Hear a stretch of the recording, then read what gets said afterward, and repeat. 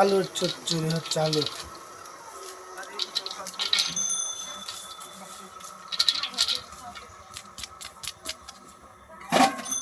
এখানে আদা বাটা দিচ্ছে, আদা বাটা রসুন বাটা একখানে করা হয়েছে। গোড়া মরিচ, শুকনো মরিচ গুঁড়া করা হয়েছে সুন্দর করে। ঝাল ঝাল না হলে ভালো লাগবে না, সুন্দর একটা ঝাল পরিবেশ। এখানে হলুদের গুঁড়া করা হয়েছে অনেক সুন্দর।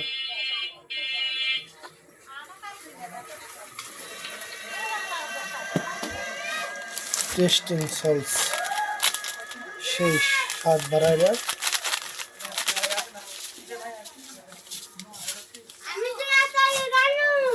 এলাচ, দারচিনি, জিরা একখানা গুঁড়া করা হয়েছে।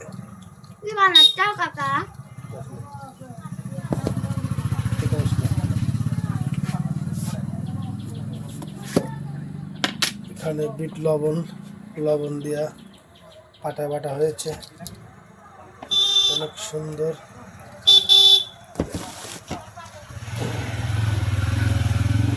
পেঁয়াজের কুচি করা হয়েছে, পেঁয়াজ।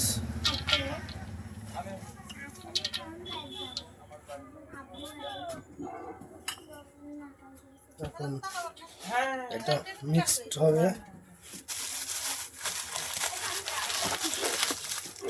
এখানে শাহি জিরা ব্যবহার হচ্ছে, শাহি জিরা।